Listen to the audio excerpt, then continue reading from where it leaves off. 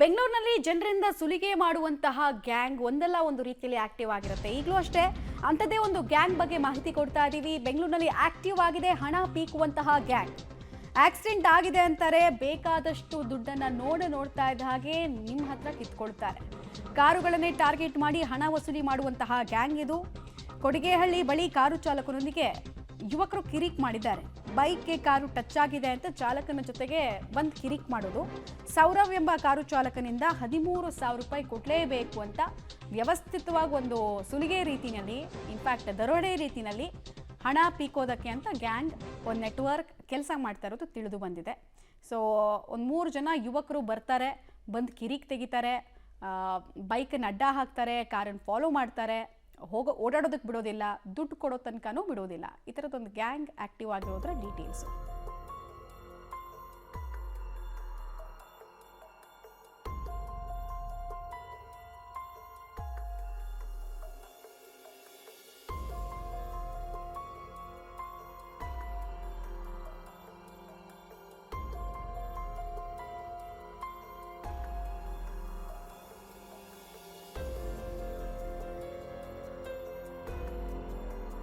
ಈ 3 ಜನ ಕೊಡಬಾರ್ದ ಕಾಟವನ್ನು ಚಾಲಕನಿಗೆ ಕೊಟ್ಟು ಆತನಿಗೆ ಹೆದರಿಸಿ ಬೆದರಿಸಿ 13,000 ರೂಪಾಯಿ ಹಣವನ್ನು ಪೀಕಿದ್ರಂತೆ. ನಿಮ್ಮ ಕಾರ್ ಗಾಡಿಗೆ ನಮ್ಮ ಬೈಕ್ ಟಚ್ ಆಯಿತು, ಡ್ಯಾಮೇಜ್ ಆಗಿದೆ, ದುಡ್ಡು ಕೊಡಲೇಬೇಕು ಅಂತ ಕೇಳಿ ರೌಡಿಸಮ್ ಮಾಡಿ ಹೆದರಿಸಿ ಈ ಥರದೊಂದು ಕೃತ್ಯ ಆಗಿದೆ ಅಂತ. ಆಮೇಲೆ ಇದೊಂದು ಗ್ಯಾಂಗ್ ರೀತಿ ಕೆಲಸ ಮಾಡ್ತಿರುತ್ತೆ. ಕಂಡ ಕಾರ್ಗಳನ್ನು ಟಾರ್ಗೆಟ್ ಮಾಡೋದು, ಒಬ್ಬರೇ ಇದ್ದಾರೆ ಅಂದಾಗ ಸ್ಪೆಷಲಿ ಅವ್ರನ್ನ ಟಾರ್ಗೆಟ್ ಮಾಡಿ ಅವರ ಕಾರ್ ಪಕ್ಕದಲ್ಲಿ ಇವ್ರು ಹೋಗಿ ಟಚ್ ಆಯಿತು ಅಂತ ಕಿರಿಕ್ ತೆಗೆಯೋದು, ದುಡ್ಡು ಸುಲಿಗೆ ಮಾಡೋದು, ಈ ಥರದ್ದೇ ಕೆಲಸಗಳನ್ನು ಕೃತ್ಯಗಳನ್ನು ಮಾಡ್ತಾ ಇದ್ದಾರಂತೆ. ಮತ್ತು ಈ ಹಣ ವಸೂಲಿ ಗ್ಯಾಂಗ್ಗೆ ಪೊಲೀಸರು ವಾರ್ನಿಂಗ್ ಕೂಡ ಕೊಟ್ಟಿದ್ದಾರಂತೆ. ಯುವಕರ ಗ್ಯಾಂಗನ್ನು ವಶಕ್ಕೆ ಪಡೆದು ಕಾಡುಗೋಡಿ ಪೊಲೀಸರು ವಸೂಲಿ ಮಾಡಿದ ಹಣವನ್ನು ಕಾರು ಚಾಲಕನಿಗೆ ಕೊಟ್ಟರು ಅನ್ನೋದ್ರ ಮಾಹಿತಿ. ಬಟ್ ಪ್ರಶ್ನೆ ಇರೋದು, ಇದನ್ನು ಕ್ರೈಮ್ ಅಂತ ಯಾಕೆ ಕನ್ಸಿಡರ್ ಮಾಡಲಿಲ್ಲ ಪೊಲೀಸರು ಅಂತ. ಯಾಕಂದರೆ ಫೇಕ್ ಆಕ್ಸಿಡೆಂಟ್ ಮಾಡ್ತಿದ್ದಾರೆ ಅಂದರೆ ಅವ್ರದ್ದು ಇಂಟೆನ್ಷನ್ ಏನು, ಷಡ್ಯಂತ್ರ ಅನ್ನೋದು ಅಲ್ಲೇ ಗೊತ್ತಾಗ್ಬಿಡುತ್ತೆ. ವಸೂಲಿ ಮಾಡಿದ ಹಣವನ್ನು ಕಾರು ಚಾಲಕನಿಗೆ ವಾಪಸ್ ಕೊಡಿಸಿದಾರಂತೆ ಪೊಲೀಸರು. ಇದ್ರಲ್ಲಿ ನ್ಯಾಯ ಕೊಟ್ಟಂಗೆ ಹೆಂಗಾಯಿತು? ದುಡ್ಡು ಸಿಕ್ತು ಸರಿ, ಅವ್ರು ವಾಪಸ್ ಇದನ್ನೇ ರಿಪೀಟ್ ಮಾಡಲ್ಲ ಬೇರೆ ಜಾಗದಲ್ಲಿ ಅನ್ನೋದಕ್ಕೆ ಪೊಲೀಸರು ಏನಾದರೂ ಗ್ಯಾರಂಟಿ ಕೊಡ್ತಾ ಇದ್ದಾರಾ? ಇದನ್ನೇ ಹೇಳ್ತಾ ಇರೋದು ನಾವು. ಪೊಲೀಸರು ಹಿಂಗೆ ಕಾಂಪ್ರಮೈಸ್ ಕೇಂದ್ರಗಳನ್ನು ಓಪನ್ ಮಾಡೋದು ಬಿಟ್ಟು ಯಾರು ಕಾನೂನನ್ನು ಕೈಗೆತ್ಕೊಳ್ತಾ ಇದ್ದಾರೆ ಮತ್ತು ಜನರಿಗೆ ದಬ್ಬಾಳಿಕೆ ಮಾಡ್ತಿದ್ದಾರೆ ಅವ್ರ ವಿರುದ್ಧ ಕ್ರಮ ಕೈಗೊಳ್ಳೋ ತನಕ ಇಂಥದ್ದು ಯಾವುದೂ ಸ್ಟಾಪ್ ಆಗಲ್ಲ. ಶಬೀರ್ ಪಾಷಾ ಅನ್ನೋನಿಗೆ 13,000 ರೂಪಾಯಿನ ಪೇಟಿಎಮ್ಮು ಫೋನ್ಪೇ ಮೂಲಕನೂ ಟ್ರಾನ್ಸಾಕ್ಷನನ್ನು ಕಾರ್ ಚಾಲಕ ಮಾಡಿರೋದು. ಟ್ರಾನ್ಸಾಕ್ಷನ್ ಡೀಟೇಲ್ಸ್ ಕೂಡ ಅವ್ರ ಹತ್ರ ಇತ್ತು. ಸೊ ಸ್ಟೇಷನ್ಗೆ ಹೋದರು, 13,000 ರೂಪಾಯಿನ ವಾಪಸ್ ಹಾಕ್ಸಿದ್ದಾರೆ ಪೊಲೀಸರು. ಬಟ್ ಪ್ರಶ್ನೆ ಇರೋದು, ಇವ್ರ ಮೇಲೆ ಯಾಕೆ ಕೇಸ್ ಮಾಡಲಿಲ್ಲ ಅಂತ. ದುರುದ್ದೇಶಪೂರಿತ ಇಂಟೆನ್ಷನ್ ಅಂತ ಗೊತ್ತಾದ ಮೇಲೆ, ಕಾನ್ಸ್ಪಿರಸಿ ಅಂತ ಗೊತ್ತಾದ ಮೇಲೆ, ಈ ಗ್ಯಾಂಗ್ದು ಆಳ ಅಗಲ ಎಷ್ಟು ಅಂತ ನೋಡದೆ ಸುಮ್ಮನೆ ವಾರ್ನಿಂಗ್ ಕೊಟ್ಟು ಕಳಿಸ್ತೀರ ಅಂದರೆ ಅವ್ರೇನು ಪುಡಾರಿಗಳಲ್ಲ, ಯಾರನ್ನೋ ಚುಡಾಯಿಸಿದ್ರು ಅನ್ನೋ ಕಾರಣಕ್ಕೆ ವಾರ್ನಿಂಗ್ ಅಲ್ಲ. ನೀವು ಮಾಡಬೇಕಾಗಿರೋದು ಈ ಗ್ಯಾಂಗ್ನ ಆಳ ಎಷ್ಟು ಅಗಲ ಎಷ್ಟು ಅಂತ ನೋಡಬೇಕಾಗಿರೋ ಕೆಲಸ.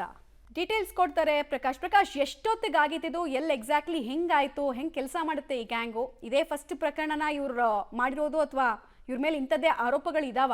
ಏನೇನ್ ಮಾಹಿತಿ ಇದೆ ಮತ್ತೆ ಪೊಲೀಸರು ಯಾಕೆ ಕೇಸ್ ಮಾಡಲಿಲ್ಲ ಈ ಪ್ರಕರಣದಲ್ಲಿ? ಮಮತಾ, ಇದು 22ನೇ ತಾರೀಕು ಸಂಜೆ 4 ಗಂಟೆ ಸುಮಾರಿಗೆ ನಡೆದಿರುವಂತಹ ಘಟನೆ. ಕಾರು ಚಾಲಕ ಕೊಡಿಗೆಹಳ್ಳಿ ಭಾಗದಲ್ಲಿ ಹೋಗ್ತಾ ಇರ್ತಾನೆ. ಅದರ ಹಿಂದ್ಗಡೆ ಒಂದು ಬೈಕ್ ಬರುತ್ತೆ. ಬೈಕ್ ನಲ್ಲಿ 3 ಯುವಕರು ಇರ್ತಾರೆ. ಕಾರಿಗೆ ಟಚ್ ಮಾಡ್ತಾರೆ. ಆ ನಂತರ ಹಣಕ್ಕೆ ಬೇಡಿಕೆಯನ್ನ ಇಡ್ತಾರೆ. ಸೊ ಅದನ್ನ ನಂದೇನು ತಪ್ಪೇ ಇಲ್ಲ ಅಂತ ಹೇಳಿ ಕಾರ್ ಚಾಲಕ ಹೇಳ್ತಾರೆ. ಅದಾಗ ಅವರನ್ನ ಅಟ್ಟಾಡಿಸ್ಕೊಂಡು ಒಂದು ಅಪಾರ್ಟ್ಮೆಂಟ್ ಒಳಗಡೆ ಕಾರನ್ನ ನುಗ್ಗಿಸ್ಲಿಕ್ಕೆ ಹೋಗ್ತಾರೆ. ಅಂದ್ರೆ ಅಲ್ಲಿ ತನಕ ಕರ್ಕೊಂಡು ಹೋಗ್ತಾರೆ. ಅಲ್ಲಿಗೆ ಹೋದ ನಂತರ ಒಂದು 20 ಜನ ಯುವಕರು ಅಲ್ಲಿ ಸೇರ್ತಾರೆ. ಆನಂತರ ಈ ಒಂದು ಕಾರ್ ಚಾಲಕನಿಗೆ ಹಲ್ಲೆ ಮಾಡ್ತಾರೆ. ಆನಂತರ ಫೋನ್ ಪೇ ಮೂಲಕವಾಗಿ 13,000 ರೂಪಾಯಿ ಹಣವನ್ನ ಹಾಕಿಸ್ಕೊಳ್ತಾರೆ. ಸೊ ಈ ಒಂದು ಸೌರವ್ ಅನ್ನುವಂತಹ ಕಾರ್ ಚಾಲಕ ಏನಿದ್ದಾನೆ, ಆತ ಕಾಡುಗೋಡಿ ಪೊಲೀಸ್ ಠಾಣೆಯಲ್ಲಿ ದೂರನ್ನ ಕೊಡ್ತಾನೆ. ಆ ದೂರನ್ನ ಸ್ವೀಕಾರ ಮಾಡ್ಕೊಳ್ಬೇಕಾಗಿತ್ತು ಪೊಲೀಸರು. ಆದ್ರೆ ಜಸ್ಟ್ ಒಂದು ರೈಟಿಂಗ್ ಅಲ್ಲಿ ತೆಗೆದುಕೊಳ್ತಾರೆ. ಆ ನಂತರ ಯಾರು ಹಣವನ್ನ ಹಾಕಿಕೊಂಡಿದ್ದಾರೆ ಅವ್ರನ್ನ ಠಾಣೆಗೆ ಕರ್ಸ್ಕೊಂಡು ಅಂದ್ರೆ ಕರೀತಾರೆ. ಅಲ್ಲಿಗೆ ಬಂದು ಅವರನ್ನ ವಿಚಾರಣೆ ನಡೆಸ್ತಾರೆ. ಏನು ಹಣವನ್ನ ಪಡೆದಿದ್ದಾರೆ ಆ ಹಣವನ್ನ ವಾಪಸ್ ಮತ್ತೆ ಕಾರು ಚಾಲಕನಿಗೆ ಕೊಡಿಸುವಂತ ಪ್ರಯತ್ನ ಆಗುತ್ತೆ. ಆದ್ರೆ ಅವರ ಮೇಲೆ ಒಂದು ದೂರನ್ನ ದಾಖಲು ಮಾಡ್ಕೊಳ್ಬೇಕಾಗಿತ್ತು. ಆದ್ರೆ ಅದು ಪೊಲೀಸರು ಮಾಡ್ಲಿಲ್ಲ, ಕೇವಲ ವಾರ್ನನ್ನ ಮಾಡಿ ಕಳಿಸಿದ್ದಾರೆ. ಸೊ ಅದು ಕಾರಿನ ಡ್ಯಾಶ್ ಕ್ಯಾಮರಾದಲ್ಲಿ ಸ್ಪಷ್ಟವಾಗಿ ವಿಡಿಯೋ ರೆಕಾರ್ಡ್ ಆಗಿತ್ತು. ವಿಡಿಯೋ ಪ್ರೂಫ್ ನ ಸಮೇತವಾಗಿ ಠಾಣೆಗೆ ಕೊಟ್ಟರು ಕೂಡ ಯಾರು ಹಣವನ್ನ ಪೀಕಿದೆ ಈ ಗ್ಯಾಂಗ್ ಅಂತವರ ವಿರುದ್ಧ ದೂರನ್ನ ದಾಖಲು ಮಾಡ್ಕೊಳ್ಬೇಕಾಗಿತ್ತು. ಕೇವಲ ವಾರ್ನನ್ನ ಮಾಡಿ ಕಳಿಸಿರೋದ್ರಿಂದಾಗಿ ಒಂದ್ ರೀತಿಯಲ್ಲಿ ದೂರುದಾರನಿಗೂ ಕೂಡ ಇರುಸು ಮುರುಸು ಆಗಿದೆ. ಅದರ ಜೊತೆಗೆ ಅಸಮಾಧಾನ ಇದೆ, ಯಾಕೆ ದೂರನ್ನ ತಗೊಳ್ಳಿಲ್ಲ ಅನ್ನುವಂಥದ್ದು. ಸೊ ಸೊ ಈಗ ಈ ಒಂದು ವಿಡಿಯೋ ಸೋಷಿಯಲ್ ಮೀಡಿಯಾಗಳಲ್ಲಿ ಕೂಡ ಸಾಕಷ್ಟು ವೈರಲ್ ಆಗ್ತಾ ಇದೆ. ಜೊತೆಗೆ ಪೊಲೀಸರ ನಡೆಯ ಕುರಿತು ಒಂದಿಷ್ಟು ಅನುಮಾನಗಳನ್ನ ಕೂಡ ಹುಟ್ಟು ಹಾಕ್ತಾ ಇದ್ದಾರೆ ಸೋಷಿಯಲ್ ಮೀಡಿಯಾಗಳಲ್ಲಿ. ಮಮತಾ, ಧನ್ಯವಾದ ಪ್ರಕಾಶ್. ಇದೇ ಗ್ಯಾಂಗು ನಾಳೆ ದೊಡ್ಡ ರಾಬರಿ ಗ್ಯಾಂಗ್ ಆಗೋದು. ಇದೇ ಗ್ಯಾಂಗು ನಾಳೆ ಕಂಡ ಚಿನ್ನದಂಗಡಿ ಮನೆಗಳನ್ನ ಸುಲಿಗೆ ಮಾಡಿ ದರೋಡೆ ಮಾಡಿ ಹೋಗೋದು. ಸೊ ಆರಂಭದಲ್ಲೇ ಚ್ಯೂಟ್ ಹಾಕೋ ಕೆಲಸವನ್ನು ಪೊಲೀಸರು ಮಾಡದೆ ಒಳ್ಳೆ ಸ್ಟೇಷನ್ ಅನ್ನ ಸೆಟ್ಲ್ಮೆಂಟ್ ಅಡ್ಡ ಮಾಡ್ಕೊಂಡ್ಬಿಟ್ಟಿದಾರಲ್ಲ, ನಾಚಿಕೆ ಆಗ್ಬೇಕು ಪೊಲೀಸ್ನವ್ರಿಗೆ.